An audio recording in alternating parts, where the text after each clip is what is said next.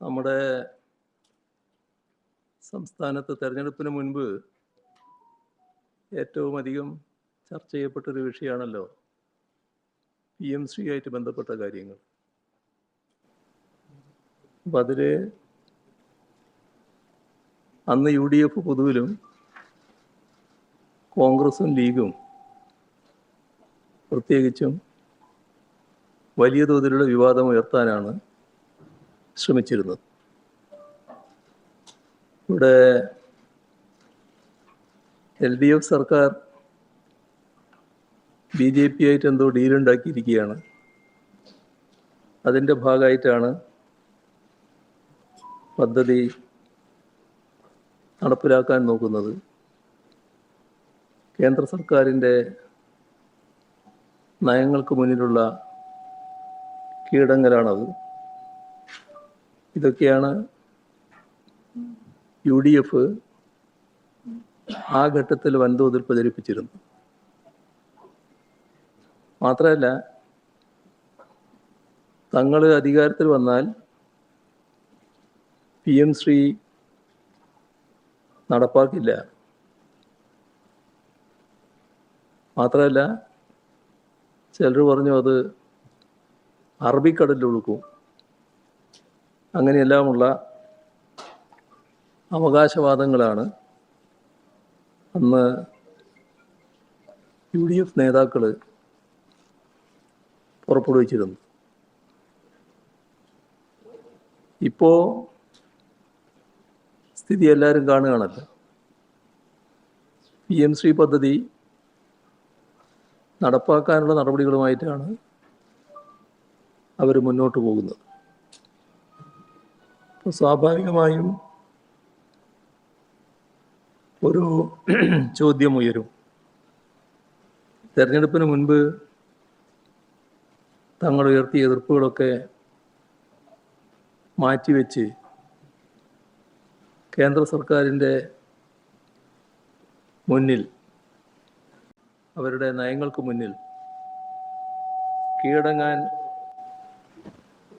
തീരുമാനിച്ചത് എന്തടിസ്ഥാനത്തിലാണ്? ഇത്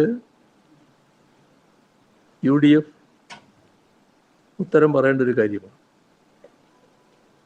അതിനവർ ഒരു ഉത്തരം ഇപ്പോൾ പറയുന്നതായിട്ട് കാണുന്നുണ്ട്. ഒരു തെറ്റായ വാദമാണ് അവതരിപ്പിക്കാൻ ശ്രമിക്കുന്നത്. അതിലവർ പറയുന്നത് പഴയ സർക്കാർ ഒരു ധാരണാപത്രം ഒപ്പിട്ടു. അപ്പം അതുകൊണ്ട് ഈ പദ്ധതിയുമായി മുന്നോട്ട് പോകാൻ മാത്രമേ വഴിയുള്ളൂ, അതിൽ നിന്ന് പിന്നോട്ട് പോകാൻ കഴിയില്ല. ഇതാണ് ഇതിൻ്റെ ന്യായീകരണമായി ഇന്നത്തെ ഗവൺമെൻറ്റിൻ്റെ വക്താക്കൾ പറയുന്ന കാര്യം. അപ്പോൾ എന്താണ് വാസ്തവം? ഇവിടെ ഒരു കാര്യം ചിന്തിക്കേണ്ടത്, നമ്മുടെ രാജ്യത്ത് കേരളത്തിൽ മാത്രമല്ലല്ലോ കോൺഗ്രസ് പങ്കാളിത്തം വഹിക്കുന്ന, നേതൃത്വം വഹിക്കുന്ന സംസ്ഥാന ഗവൺമെൻറ്റുകളുള്ളത്. ഇന്ത്യയിലുള്ള കോൺഗ്രസ് നേതൃത്വം വഹിക്കുന്ന എല്ലാ സംസ്ഥാന സർക്കാരുകളും ഈ പദ്ധതിയുടെ ഭാഗമായാണ് പ്രവർത്തിക്കുന്നത്. ഒരു വിയോജിപ്പും ഒരു സർക്കാരും പുറപ്പെടുവിച്ചിട്ടില്ല. അവർ PMC നടപ്പാക്കുന്നു, ഒപ്പിട്ടിരിക്കുന്നു. ദേശീയ വിദ്യാഭ്യാസ നയം എന്തൊക്കെയാണോ നിർദ്ദേശിക്കുന്നത് അതെല്ലാം അതേപോലെ നടപ്പാക്കാനും തയ്യാറായിരിക്കും. ഇപ്പോൾ പ്രസക്തമായ പ്രശ്നം കോൺഗ്രസിൻ്റെ നിലപാട് എന്ത് എന്നുള്ളതാണ്. കോൺഗ്രസിൻ്റെ നിലപാട് ഇന്ത്യയിലാകെ PMCയുമായി ബന്ധപ്പെട്ട് PMC അംഗീകരിച്ചു പോകുന്നതാണ്. ഇതാണ് നമ്മുടെ അനുഭവത്തിലുള്ള കാര്യം. അത് കേരളത്തിലും നടപ്പാക്കാനിപ്പോൾ അവർ തയ്യാറാവുകയാണ്.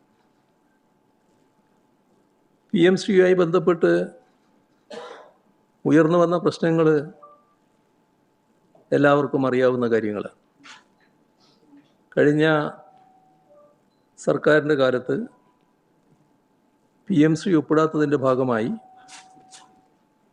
SSK ഫണ്ട് തടഞ്ഞു വെക്കുന്ന നിലയുണ്ടായി. ഇത് വിദ്യാഭ്യാസ മേഖലയെ വലിയ തോതിൽ വരിഞ്ഞു മുറുക്കുന്നതിനിടയാക്കിയ കാര്യമാണ്. വൻതോതിൽ വിദ്യാഭ്യാസ മേഖലയിൽ ചെലവഴിക്കുന്ന ഫണ്ട് SSK മുഖേനയുള്ളതാണ്. അതാകെ തടഞ്ഞു വെക്കൽ സാധാരണഗതിയിൽ ശരിയായിട്ടുള്ളൊരു കാര്യമല്ല. അത് സംസ്ഥാനത്തിൻ്റെ വിദ്യാഭ്യാസ മേഖലയിൽ പണം ചെലവിടുന്നതിന് തടസ്സമായിട്ടാണ് വരിക. ഇത് കണ്ടുകൊണ്ടാണ് അന്ന് പറഞ്ഞതുപോലെ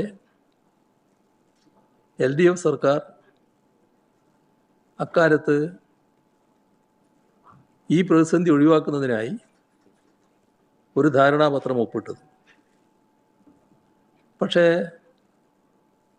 ആ ധാരണാപത്രം അനുസരിച്ചുള്ള ഒരു നടപടിയും മുന്നോട്ട് പോയില്ല. ഒരു മാസത്തിനകം തന്നെ ആ ധാരണാപത്രം പൂർണ്ണമായും മരവിപ്പിക്കുന്ന നിലപാടാണ് LDF സർക്കാർ സ്വീകരിച്ചത്. അതിൽ ഈ പദ്ധതിയുമായി ബന്ധപ്പെട്ട് ഉയർന്നു വരുന്ന ഒട്ടേറെ ആക്ഷേപങ്ങളുണ്ട്. അവയെല്ലാം പരിശോധിച്ചുകൊണ്ട് തുടർ നടപടി സ്വീകരിക്കാം എന്നാണ് LDF സർക്കാർ തീരുമാനിച്ചത്. അതിനായി നവംബർ 12 2025 നവംബർ 12 സംസ്ഥാന സർക്കാർ കേന്ദ്രത്തിന് കത്തയക്കുകയും ചെയ്തു. കത്ത് നിങ്ങളെല്ലാവരുടെയും ശ്രദ്ധയിലുള്ളതാണ്. ആരുടെയെങ്കിലും ശ്രദ്ധയിലില്ലാതുണ്ടെങ്കിൽ അത് ലഭ്യമാകുന്നതിനും പ്രയാസം ഉണ്ടാവില്ല. ഇവിടെ പ്രസക്തമായ ചോദ്യം, ഒരു തവണ ധാരണാപത്രത്തിൽ ഒപ്പിട്ടാൽ സംസ്ഥാന സർക്കാരിന് പിന്മാറാനാകുമോ എന്നുള്ളതാണ്. ഇവിടെ കാണേണ്ട കാര്യം, ധാരണാപത്രം ഒപ്പിട്ടു വന്നുകൊണ്ട് മാത്രം പദ്ധതി നടപ്പാകില്ല. ഇതിൻ്റെ അടിസ്ഥാനത്തിൽ ചെയ്യേണ്ട കുറേ കാര്യങ്ങളുണ്ട്. അത് സംസ്ഥാന തലത്തിലും ജില്ലാ തലത്തിലും മോണിറ്ററിംഗ് കമ്മിറ്റികൾ രൂപീകരിക്കണം. അതോടൊപ്പം പദ്ധതി നടപ്പാക്കുന്ന സ്കൂളുകളുടെ വിശദാംശങ്ങൾ കേന്ദ്ര സർക്കാരിനെ അറിയിക്കണം. ഇവിടെ കാണേണ്ട ഒരു കാര്യം, ഈ ധാരണാപത്രം ഒപ്പിട്ടതിന് ശേഷം അത്തരത്തിലുള്ള ഒരു നടപടിയും സ്വീകരിച്ചിട്ടില്ല, ഒരു കമ്മിറ്റിയും രൂപീകരിച്ചിട്ടുമില്ല. ഓരോ ബ്ലോക്കിലും 2 വീതം സ്കൂളുകളാണ് ഈ PMശ്രീ സ്കൂളായി ഉയർത്തേണ്ടത്. അങ്ങനെയുള്ള ഒരു ലിസ്റ്റും കേരളത്തിൽ തയ്യാറാക്കിയിട്ടില്ല, അത് കേന്ദ്രത്തിന് നൽകിയിട്ടുമില്ല. അപ്പോൾ സാധാരണഗതിയിൽ അത്തരം സ്കൂളുകളുടെ ലിസ്റ്റ് സംസ്ഥാനം കേന്ദ്രത്തിന് കൈമാറുകയാണ് വേണ്ടത്. അതോടൊപ്പം തന്നെ മറ്റ് അനുബന്ധ നിബന്ധനകളുമാണ് ഈ ധാരണാപത്രത്തിലുള്ളത്. അപ്പോൾ സംസ്ഥാന സർക്കാർ ഇതിൽ പറയുന്ന കാര്യങ്ങളൊന്നും നടപ്പാക്കാൻ തയ്യാറാകുന്നില്ലെങ്കിൽ പദ്ധതിയുമായി മുന്നോട്ട് പോകാനാവില്ല. അതുകൊണ്ടാണല്ലോ ഇപ്പോഴും നടപ്പാകാതിരിക്കുന്നത്. അത് മരവിപ്പിക്കുന്നുവെന്ന് LDF സർക്കാർ പറയുകയും ചെയ്തല്ലോ. അപ്പോൾ നടപ്പായില്ല എന്ന വസ്തുത നിലനിൽക്കില്ലേ? നിങ്ങൾ മരവിപ്പിച്ചു എന്നുള്ളത് കൊണ്ട് മാത്രം ഒഴിവാകുന്നില്ല, ഇതിൻ്റെ ഭാഗമായി PMC നടപ്പാവുകയാണ് എന്ന നിലപാട് കേരളത്തിൽ വന്നിട്ടുണ്ട്. അപ്പോൾ LDF സർക്കാർ ധാരണാപത്രം മരവിപ്പിക്കുക, കീപ്പിംഗ് ഇൻ അബിയൻസ്, ഇതാണ് ഉപയോഗിച്ച വാക്ക്. അതുമായി ബന്ധപ്പെട്ട് കാര്യങ്ങൾ പരിശോധിക്കാൻ മന്ത്രിസഭാ ഉപസമിതിയെ ചുമതലപ്പെടുത്തുകയുമാണ് ചെയ്തത്. അപ്പോൾ അവിടെ കിടക്കുകയാണ്.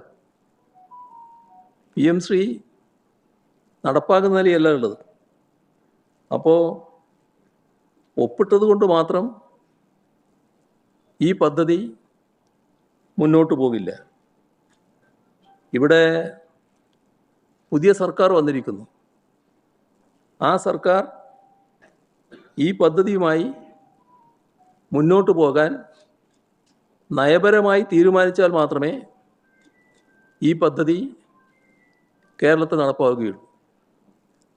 അപ്പോൾ അത്തരത്തിൽ ഒരു നയമാറ്റത്തിന് UDFനെ പ്രേരിപ്പിച്ച ഘടകം എന്താണ് എന്നതാണ് നാടിനു മുന്നിൽ അവർ വ്യക്തമാക്കേണ്ടത്. കേന്ദ്ര സർക്കാർ ഇതുമായി ബന്ധപ്പെട്ട് എന്തെങ്കിലും പ്രത്യേക അറിയിപ്പ് സംസ്ഥാന സർക്കാരിന് നൽകിയിട്ടുണ്ടോ? ഉണ്ടെങ്കിൽ അതെന്താണ്?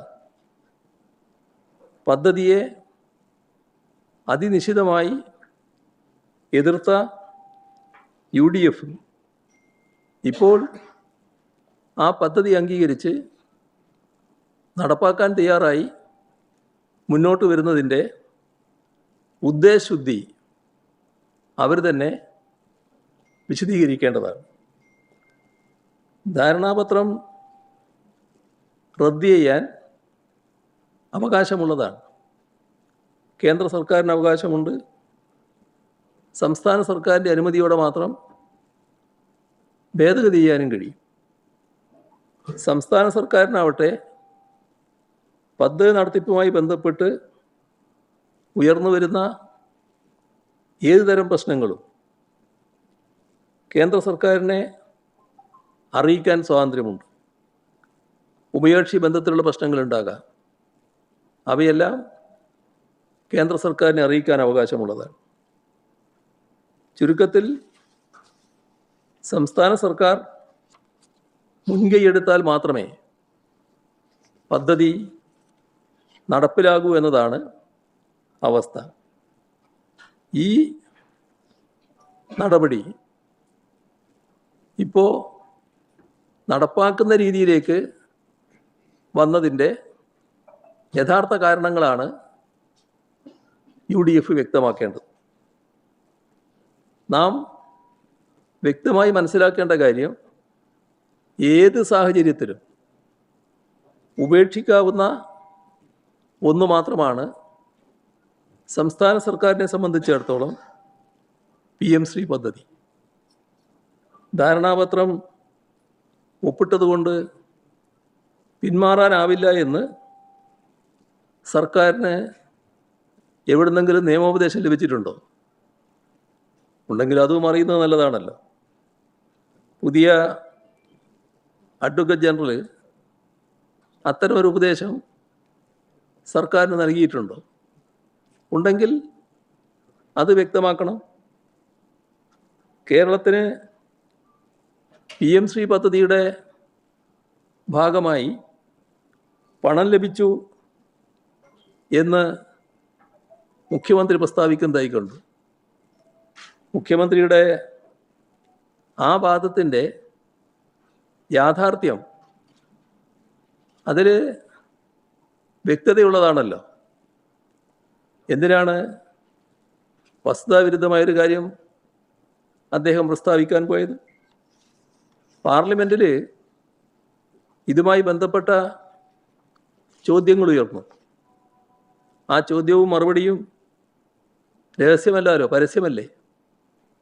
അതിൽ കേന്ദ്ര സർക്കാർ കേരളത്തിന് PMശ്രീയുടെ പണം നൽകിയിട്ടില്ല എന്നാണല്ലോ മറുപടി പറഞ്ഞത്.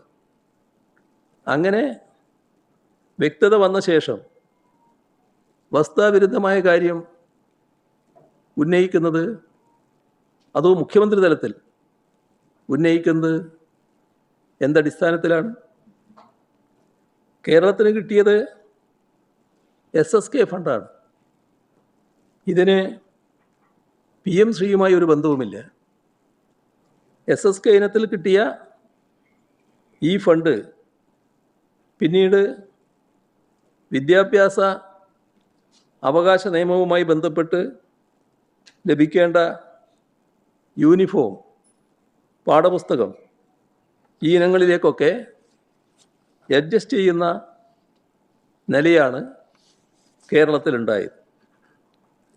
അപ്പോൾ കുറച്ചുകൂടി വ്യക്തമായി പറഞ്ഞാൽ, PMശ്രീ ധാരണാപത്രപ്രകാരം സംസ്ഥാന സർക്കാർ ചെയ്യേണ്ട നടപടിക്രമങ്ങളുണ്ട്. അത് സ്വീകരിക്കാതെ, അത്തരം നടപടിക്രമങ്ങൾ സ്വീകരിക്കാതെ കേവലമൊരു ധാരണാപത്രം ഒപ്പിട്ടതിൻ്റെ പേരിൽ ₹1 പോലും കേന്ദ്ര സർക്കാർ അനുവദിക്കില്ല.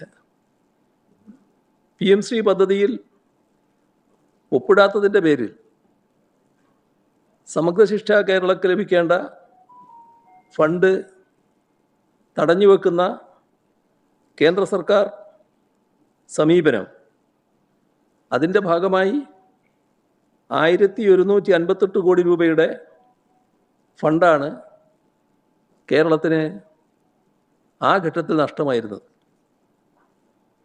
അപ്പോൾ PMശ്രീയിൽ കരാർ ഒപ്പിട്ടു എന്ന് വിചാരിക്കുക.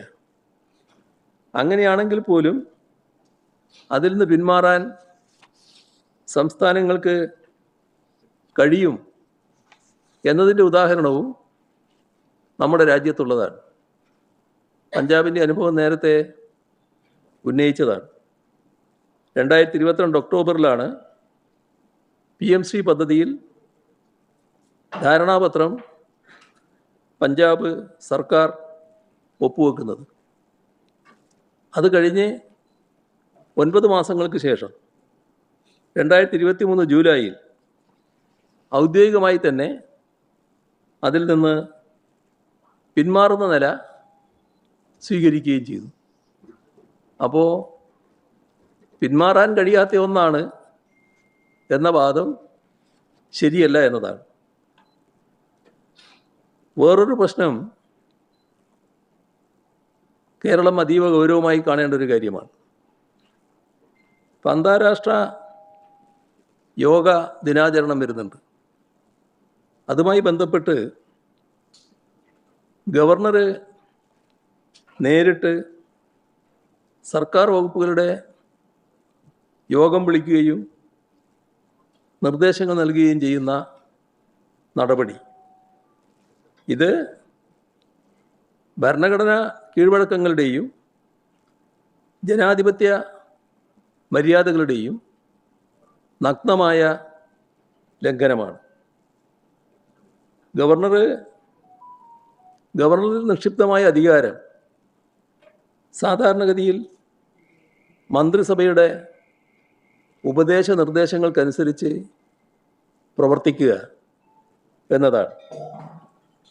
ഗവർണർ ഒരു സമാന്തര അധികാര സ്ഥാനമായി മാറുന്ന കാഴ്ചയാണ് കാണുന്നത്. അത് ഭരണഘടനാ വിരുദ്ധമാണ്. മാത്രമല്ല ഫെഡറൽ അധികാരങ്ങളുടെ ലംഘനവുമാണ്. എന്തടിസ്ഥാനത്തിലാണ് ഗവർണർ സർക്കാർ വകുപ്പ് മേധാവികളെ നേരിട്ട് വിളിച്ച് ഭരണകാര്യങ്ങളിൽ ഇടപെടുന്നത്?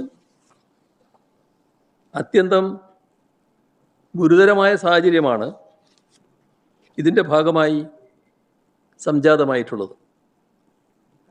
ഇതുമായി ബന്ധപ്പെട്ട് മുഖ്യമന്ത്രിയുടെ പ്രതികരണമൊന്നും കണ്ടില്ല. നമ്മുടെ സർക്കാർ, പുതുതായി അധികാരത്തിൽ വന്ന സർക്കാർ, അതിനുശേഷം സംഘപരിവാർ വിധേയത്വം വല്ലാതെ കാണിക്കുന്നു എന്ന പൊതു ആക്ഷേപം നാട്ടിൽ വലിയ തോതിൽ ഉയർന്നു വന്നിട്ടുണ്ട്. കിട്ടിയ അവസരം ശരിയായ രീതിയിൽ ഉപയോഗിക്കാനാണ് ഗവർണറും തയ്യാറാകുന്നത് എന്നാണ് തോന്നുന്നത്. ഇവിടെ സംസ്ഥാനത്തിൻ്റെ അന്തസ്സാണ് ചോദ്യം ചെയ്യുന്നത്. സംസ്ഥാനത്തിൻ്റെ അന്തസ്സ് സംരക്ഷിക്കാൻ മുഖ്യമന്ത്രി ബാധ്യസ്ഥനാണ് എന്നത് ഓർമ്മിക്കേണ്ടതാണ്. ഒരു പഴയ കാര്യം ഈ ഘട്ടത്തിൽ ഓർമ്മിപ്പിക്കട്ടെ. 2024 മുൻ ഗവർണർ ചീഫ് സെക്രട്ടറിയെയും പോലീസ് മേധാവിയെയും വിളിച്ചു വരുത്താൻ നിർദ്ദേശിച്ചിരുന്നു. ആ ഘട്ടത്തിൽ അതിനെതിരായി അന്നത്തെ സംസ്ഥാന സർക്കാർ സ്വീകരിച്ച നിലപാട് നിങ്ങളുടെ എല്ലാം ഓർമ്മയിലുണ്ടാകുമല്ലോ. അന്ന് എഴുതിയ കത്തിൻ്റെ പകർപ്പും ചിലപ്പോൾ നിങ്ങളുടെ കയ്യിലുണ്ടാവും. ആവശ്യമെങ്കിൽ അതും ലഭ്യമാവുകയും ചെയ്യും. അതേപോലെ തന്നെ കേരളത്തിൻ്റെ പൊതുജനാരോഗ്യ രംഗം ഇപ്പോൾ വലിയ വെല്ലുവിളിയാണ് നേരിടുന്നത്. പകർച്ചവ്യാധികൾ, Nipah, shigella, west Nile, dengue, malaria, cholera, amoebic ജ്വരം, ഇങ്ങനെയുള്ളവയെല്ലാം വ്യാപകമായി റിപ്പോർട്ട് ചെയ്യപ്പെടുന്നു. ദിനംപ്രതി രോഗബാധിതരുടെ എണ്ണം കൂടുന്നു, മരണവും കൂടി വരികയാണ്. ഏറ്റവും പ്രധാനപ്പെട്ട കാര്യം രോഗപ്രതിരോധ നടപടികളിലെ ഏകോപനം ഇല്ലായ്മയുണ്ട്, അതിൽ ജാഗ്രത കുറവുണ്ട് എന്നതാണ്. ഇത് വലിയ തോതിൽ സംസ്ഥാനം ചർച്ച ചെയ്യപ്പെടുകയാണ്. രോഗം ബാധിച്ചവരുടെ ജീവൻ രക്ഷിക്കുന്നതിനാവശ്യമായ മരുന്ന്, അതിനും ദൗർലഭ്യമുള്ള പ്രശ്നം ഉയർന്നു വന്നിട്ടുണ്ട്.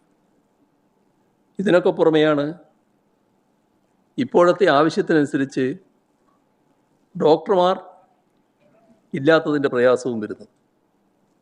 ഒരു പ്രശ്നം ഉയർന്നു വന്നിട്ടുള്ളത് PSC റാങ്ക് ലിസ്റ്റിൽ നിന്ന് അഡ്വൈസ് ചെയ്യപ്പെട്ട 400ഓളം ഡോക്ടർമാർ, അവരുടെ നിയമനം തടസ്സപ്പെട്ടത് ഈ അടിയന്തര സാഹചര്യത്തിൽ ഗുരുതരമായ വീഴ്ചയായി കാണുന്നു. അഡ്വൈസ് ചെയ്യപ്പെടുന്ന ഉദ്യോഗാർത്ഥികളെ റാങ്ക് അടിസ്ഥാനത്തിൽ ഒഴിവുകളിലേക്ക് നിയമിക്കുകയാണ് പതിവ്. എന്നാൽ കഴിഞ്ഞ മെയ് 25-ന് അഡ്വൈസ് ലഭിച്ച ഡോക്ടർമാർക്ക് ഇതുവരെയും നിയമന ഉത്തരവ് നൽകിയിട്ടില്ല. സാധാരണ അത്തരമൊരു കാലതാമസം ഉണ്ടാകുന്നതല്ല. നിയമന പ്രക്രിയയിൽ ഇടപെടാനും ഭരണാനുകൂല പാർട്ടികളുടെ താൽപ്പര്യത്തിനനുസൃതമായി കാര്യങ്ങൾ നടത്താനുമുള്ള നീക്കം മൂലമാണ് നിയമനം തടസ്സപ്പെട്ടിരിക്കുന്നത് എന്നതാണ് ഉയർന്നു വന്നിട്ടുള്ള ആക്ഷേപം.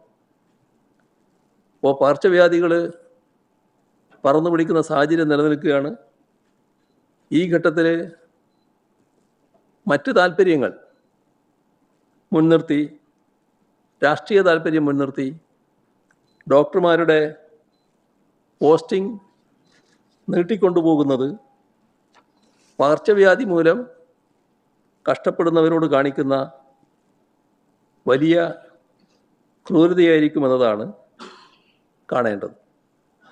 അടിയന്തരമായി പോസ്റ്റിങ്ങിനാവശ്യമായ നടപടികൾ സ്വീകരിക്കേണ്ടത്. കഴിഞ്ഞ LDF സർക്കാർ അംഗീകരിച്ച് നടപ്പാക്കിയ സ്ത്രീ സുരക്ഷാ പദ്ധതി, കണക്ട് വർക്ക് എന്ന പദ്ധതി, ഇവയെല്ലാം തകർക്കുന്ന നിലപാടാണ് UDF സർക്കാരിൻ്റെ ഭാഗത്തുനിന്ന് കാണുന്നത്. ഇത് ഒരു തരത്തിലും അംഗീകരിക്കാൻ കഴിയുന്നതല്ല. അടുത്ത ദിവസമാണ് കഴിഞ്ഞ ജൂൺ 11 സുപ്രീം കോടതിയുടെ സുപ്രധാനപ്പെട്ട വിധി വന്നത്. ഗൃഹജോലികളിൽ ഏർപ്പെട്ടിരിക്കുന്ന വീട്ടമ്മമാർ രാഷ്ട്രശില്പികളാണ്. അവരുടെ അധ്വാനം രാജ്യത്തിൻ്റെ പുരോഗതിയുടെ ആധാരമാണ്. ഇപ്പോൾ ചരിത്രപരമായ വിധിയിലൂടെ ബഹുമാനപ്പെട്ട സുപ്രീം കോടതി നിരീക്ഷിച്ച കാര്യങ്ങളാണിത്.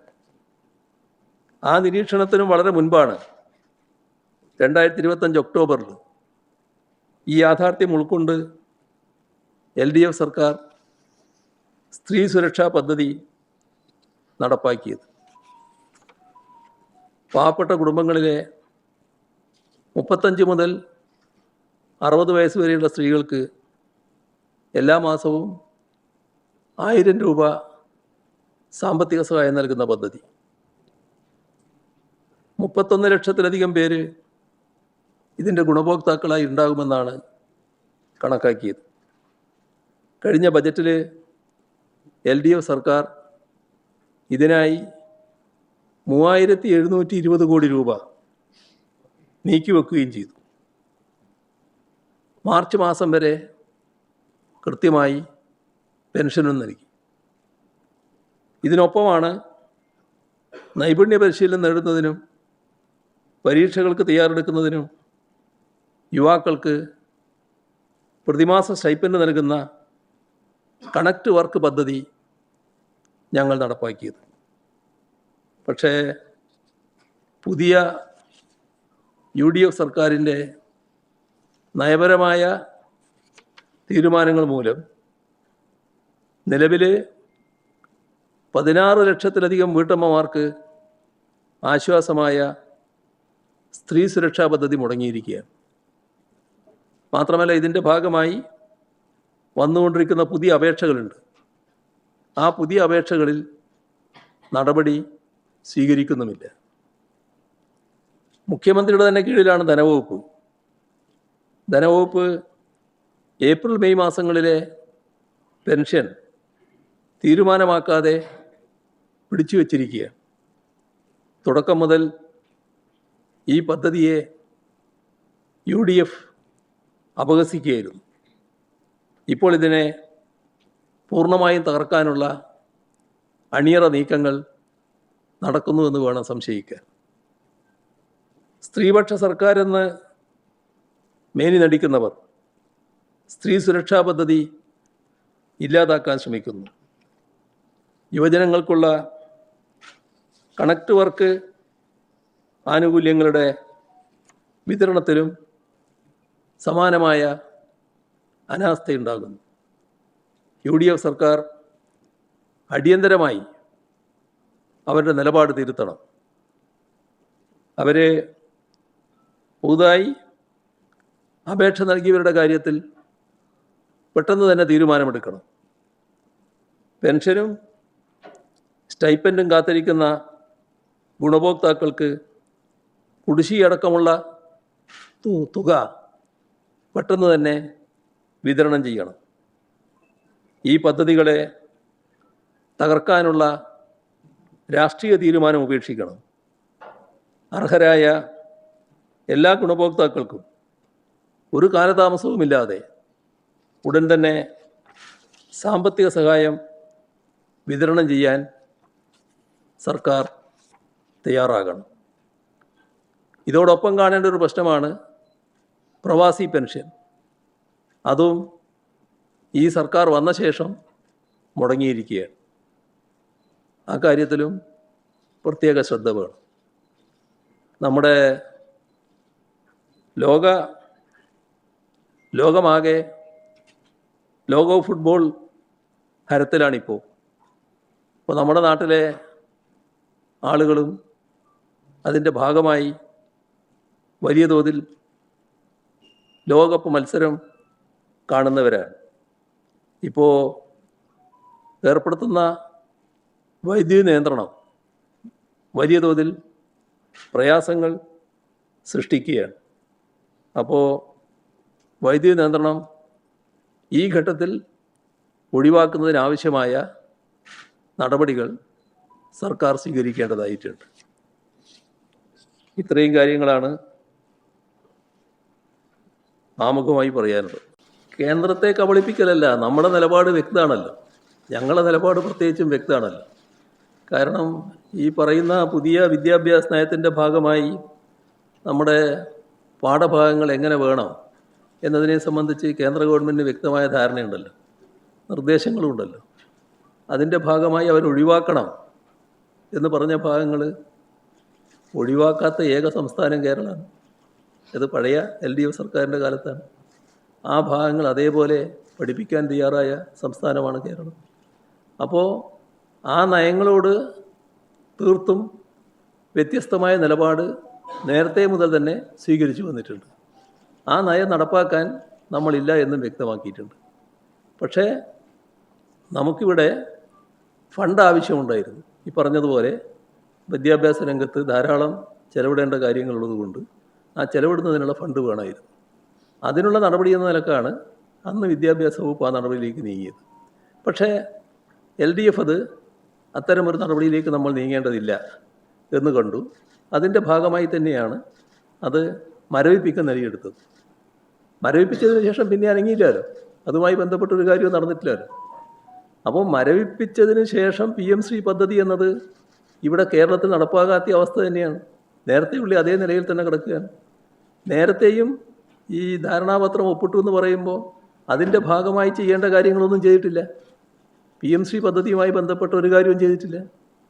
അപ്പോൾ ഇതല്ലേ നമ്മുടെ നാട്ടിൽ നടന്നിട്ടുള്ളത്. അല്ല, ഞാൻ പറഞ്ഞത് നിങ്ങൾക്ക് മനസ്സിലായില്ലേ? PM-ശ്രീ പദ്ധതിയിലൂടെ അവരുദ്ദേശിക്കുന്നത്, അവർ നടപ്പാക്കാൻ ഉദ്ദേശിക്കുന്ന കാര്യങ്ങൾ ഈ രംഗത്തൂടെ നടപ്പാക്കലാണ്. അത് നടപ്പാക്കാൻ നമ്മളില്ല എന്നത് നേരത്തെ വ്യക്തമാക്കിയിട്ടുള്ള കാര്യമാണ്. വിദ്യാഭ്യാസ രംഗത്ത് ആകെ നടപ്പാക്കിയ കാര്യമാണ്. പിന്നെ നമ്മൾ കാണേണ്ട ഒരു കാര്യം, നമ്മൾ വിദ്യാഭ്യാസ സംരക്ഷണ യജ്ഞം 2016 LDF സർക്കാർ വന്നതിന് ശേഷം തുടങ്ങിയതാണല്ലോ. അതിൻ്റെ ഭാഗമായി നടത്തിയ പ്രവർത്തനങ്ങൾ നമ്മുടെ സ്കൂളുകൾ വലിയ തോതിൽ മെച്ചപ്പെട്ട അവസ്ഥയിലാണ്. ഇന്ത്യയിലെ മറ്റ് സംസ്ഥാനങ്ങളിലെ സ്കൂളുകൾ പോലെയല്ല നമ്മുടെ സ്കൂളുകൾ. ഈ PM-ശ്രീയുടെ ഭാഗമായി നന്നാക്കണമെന്ന് പറയുന്ന സ്കൂളുകളുടെ നില നോക്കിയാൽ നമ്മുടെ വിദ്യാലയങ്ങൾ പലതും നന്നായി കിടക്കുകയാണ്. അതൊരു വസ്തുതയല്ലേ? ആ ഭാഗം നമ്മൾ കാണണ്ടേ? പക്ഷേ PM-ശ്രീയുടെ ഭാഗമായിട്ടുള്ള ഫണ്ട് കിട്ടിയില്ലെങ്കിൽ നമുക്കൊരു വിഷമവും വരാനില്ല. അതാണ് ഞാൻ പറഞ്ഞു വരുന്നത്. PM-ശ്രീയുടെ ഭാഗമായുള്ള ഫണ്ട് ഇവിടെ കിട്ടിയില്ലെങ്കിൽ കേരളത്തിൻ്റെ വിദ്യാഭ്യാസ രംഗത്തിന് ഒരു പ്രോബ്ലം ഏൽക്കില്ല. പക്ഷേ SSKയുടെ ഫണ്ട് കിട്ടിയില്ലെങ്കിൽ വലിയൊരു പ്രയാസം ഉണ്ടാകും. ഇതാണ് അന്ന് ഞങ്ങൾ പറഞ്ഞ കാര്യം. അതാണ് കാണേണ്ടത്. മന്ത്രിസഭാ ഉപസമിതി ഇതിൻ്റെ മറ്റ് വിശദാംശങ്ങൾ പഠിക്കുമെന്നല്ലേ പറഞ്ഞത്. അത് നടപ്പാക്കേണ്ട വിശദാംശങ്ങളല്ലേ, അതിൻ്റെ കാര്യങ്ങളിലേക്ക് പിന്നെ പോയിട്ടില്ല. അതല്ലേ ഞാൻ പറഞ്ഞത്. അതൊക്കെ വിദണ്ഡവാദങ്ങളാണ്. നമ്മുടെ ഒരു സംസ്ഥാനത്ത് നടപ്പാക്കേണ്ടതില്ല എന്ന് തീരുമാനിച്ചാൽ ഏത് ഘട്ടത്തിലും ആ സർക്കാർ നടപ്പാക്കാതിരിക്കാം. ഇവിടെ PM-ശ്രീ നടപ്പാക്കുന്നതുമായി ബന്ധപ്പെട്ട ഒരു കാര്യവും നടന്നിട്ടില്ല. PM-ശ്രീ പദ്ധതി നടപ്പാക്കുന്നതുമായി ബന്ധപ്പെട്ട ഒരു നിർദ്ദേശങ്ങളും ഇവിടെ നമ്മുടെ മുന്നിലില്ല. അപ്പോൾ PM-ശ്രീ പദ്ധതി നടപ്പാക്കണമെങ്കിൽ ഇനി പുതിയ നിർദ്ദേശങ്ങൾ കൊടുക്കണം. ആ പുതിയ നിർദ്ദേശങ്ങൾ കൊടുക്കുന്നതിനാണ് ഇപ്പോൾ UDF ഗവൺമെൻറ് ആലോചിച്ചുകൊണ്ടിരിക്കുന്നത്. ആ പുതിയ നിർദ്ദേശങ്ങൾ എന്തിനാണ് കൊടുക്കുന്നത്? PM-ശ്രീ പദ്ധതി നടപ്പാക്കാൻ തയ്യാറില്ലെങ്കിൽ ഒരു നിർദ്ദേശം കൊടുക്കാതിരുന്നാൽ പോരെ? ഞങ്ങൾ നിർദ്ദേശം തരാൻ തയ്യാറില്ല എന്ന് പറഞ്ഞാൽ പോരെ? ഇപ്പോൾ വേറൊരു ഉദാഹരണം ഞാൻ പറഞ്ഞല്ലോ, പഞ്ചാബിൻ്റെത്. അതൊരു അനുഭവമല്ലേ രാജ്യത്തിന് മുന്നിലുള്ളത്. നടപ്പാക്കിയ സ്ഥലത്ത് തന്നെ പിന്നെ ഞങ്ങൾ നടപ്പാക്കുന്നില്ല എന്ന നിലപാടെടുത്തതല്ലേ? അല്ല, അതുകൊണ്ടല്ലാലോ ഇപ്പോൾ ഇവരിത് ചെയ്യുന്നത്. ഇവർ ഈ പറഞ്ഞതിൽ നിന്നെല്ലാം വിരുദ്ധമായി എന്തുകൊണ്ട് പോകുന്നു? അതല്ലേ നോക്കേണ്ടത്. എന്തിനാണ് ഇത് നടപ്പാക്കണമെന്ന് അവർക്ക് ഇത്ര നിർബന്ധം? അല്ല, നിങ്ങൾ എന്തിനാണ് ഇപ്പം PM-ശ്രീ പദ്ധതി നടപ്പാക്കാൻ ഇത്ര ധൃതിപ്പെടുന്നത്? PM-ശ്രീ പദ്ധതി നടപ്പാക്കേണ്ട കാര്യം ഇപ്പോൾ ഇല്ലാലോ, ഇപ്പം നടപ്പാകുന്നില്ലാലോ. ഇപ്പം നടപ്പാക്കണമെങ്കിൽ നിങ്ങൾ ചെയ്യേണ്ട കുറേ കാര്യങ്ങളുണ്ട്. ആ കാര്യങ്ങൾ ചെയ്താൽ മാത്രമേ നടപ്പാകൂ. എന്തിനാണ് അതിന് പോകുന്നത്? ഇപ്പോൾ ഉള്ളെടുത്ത് കിടന്നാൽ പോരെ? PM-ശ്രീ പദ്ധതി നടപ്പാകില്ലല്ലോ. ഇപ്പോൾ ഉള്ളെടുത്ത് കിടന്നാൽ PM-ശ്രീ പദ്ധതി നടപ്പാകില്ലല്ലോ. എന്തിനാണ് PM-ശ്രീ പദ്ധതി നടപ്പാക്കുന്നതിന് വേണ്ടിയുള്ള നിർദ്ദേശങ്ങളുമായി നിങ്ങൾ കേന്ദ്ര ഗവൺമെൻറ്റിനെ സമീപിക്കുന്നത്? നിങ്ങളതിനെ ശക്തമായി എതിർത്തതല്ലേ? എന്നാൽ 2025 മുതലൊന്നും നടന്നില്ലല്ലോ. അപ്പോൾ അതിൽ നമ്മൾ കാണേണ്ടത് നമ്മൾ അന്ന് ചെയ്തത് സതുദ്ദേശത്തോടെയാണ്. ആ സതുദ്ദേശത്തിൻ്റെ ഭാഗമായി തന്നെയാണ് അത് മരവിപ്പിച്ചത്. ആ മരവിപ്പിച്ച കാര്യം അവിടെ കിടക്കുകയാണ്. ഞങ്ങളായിരുന്നു വീണ്ടും അധികാരത്തിൽ വന്നെങ്കിൽ ആ മരവിപ്പിച്ച അവസ്ഥയിൽ തന്നെ അവിടെ കിടക്കും.